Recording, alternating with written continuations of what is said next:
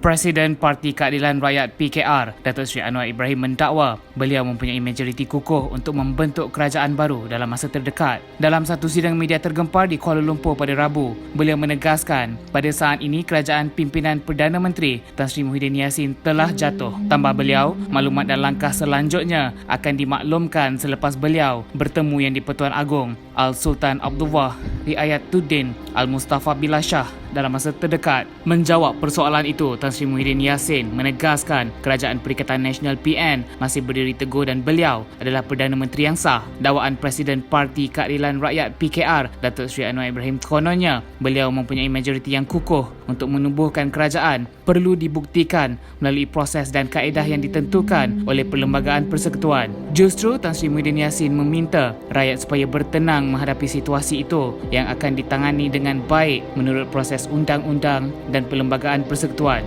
Datuk Seri Anwar Ibrahim pada sidang media lalu mendakwa mempunyai majoriti kukuh dan keyakinan untuk menubuhkan kerajaan. Beliau berkata sokongan itu terdiri daripada pelbagai parti namun enggan mendedahkan jumlah ahli parlimen yang menyokongnya. Tan Sri Muhyiddin Yassin berkata beliau tidak mahu mengulas lebih lanjut perkara itu kerana menghormati pandangan selain menyerahkannya kepada perlembagaan dan budi bicara Yang di-Pertuan Agong. Tambah Tan Sri Muhyiddin lagi, sebagai Perdana Menteri beliau bertanggungjawab terhadap semua rakyat negara ini tanpa mengira kaum. Rakyat mungkin tertanya-tanya sama ada beliau masih Perdana Menteri selepas Presiden Parti Keadilan Rakyat mendakwa beliau sudah hilang kelayakan sebagai Perdana Menteri. Tan Sri Muhyiddin Yassin berkata beliau adalah Perdana Menteri untuk semua rakyat Malaysia dan rakyat negara ini juga tahu bahawa beliau menjadi Perdana Menteri selepas berlaku krisis perlembagaan dalam negara. Katanya disebabkan krisis itu perlu ada usaha untuk menyelamatkan negara dan beliau dilantik oleh Yang di-Pertuan Agong Al-Sultan Abdullah Riayatuddin Al-Mustafa Billah Shah bagi menggalas tanggungjawab berkenaan.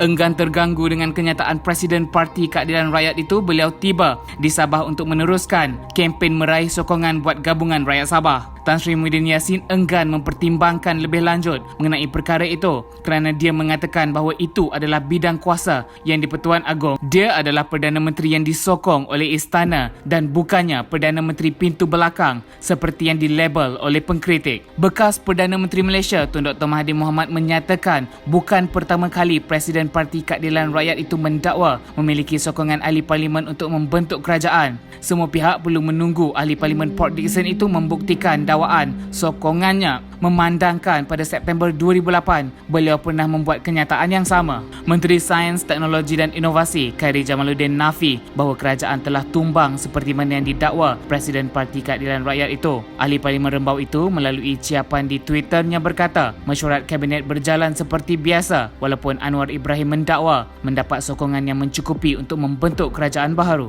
Manakala gabungan Parti Sarawak GPS menafikan memberikan sokongan kepada Datuk Seri Anwar Ibrahim. Setiausaha Agong Gabungan Parti Sarawak GPS, Datuk Alexander Nantalinggi berkata, gabungan Parti Sarawak GPS masih kekal memberikan sokongan tidak berbelah bahagi kepada Kerajaan Perikatan Nasional PN di bawah kepimpinan Perdana Menteri Malaysia Tan Sri Muhyiddin Yassin. Dakwaan Datuk Seri Anwar Ibrahim semalam bahawa beliau mendapat sokongan kukuh dan meyakinkan untuk mengambil alih tumpuk pemerintahan menimbulkan pelbagai persoalan sejauh manakah beliau mampu menggugat Kerajaan Perikatan Nasional PN. Kerajaan Perikatan Nasional PN akan terus memerintah selagi Presiden Parti Keadilan Rakyat PKR itu dapat membuktikan kepada Yang di-Pertuan Agong dan Dewan Rakyat yang beliau benar-benar mempunyai angka keramat untuk mengambil alih tampuk pemerintahan Kerajaan Perikatan Nasional. Datuk Seri Anwar Ibrahim mendakwa Perdana Menteri Tan Sri Muhyiddin Yassin hilang undi kepercayaan majoriti ahli Dewan Rakyat. Belum dapat dipastikan lagi keadaan digunakan Anwar Ibrahim untuk membuktikan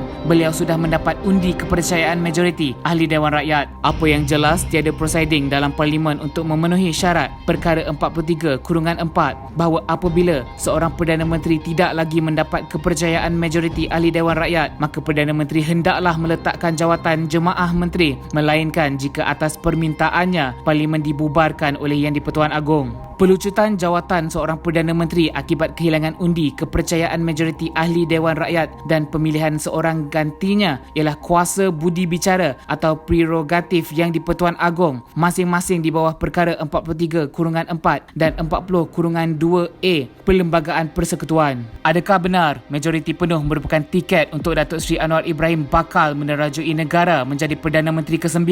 Adakah Tan Sri Muhyiddin Yassin akan hilang kepercayaan dan goyah dengan majoriti kukuh milik Anwar Ibrahim ini? Ataukah mungkin negara akan diterajui oleh Parti Keadilan Rakyat? Ataukah mungkin ia sekadar permainan politik yang sedang dijalankan berikutan pilihan raya negeri Sabah? Tuah yang disembah, junjung yang dipanjat, pemimpin yang bertuah akan sentiasa di hati rakyat.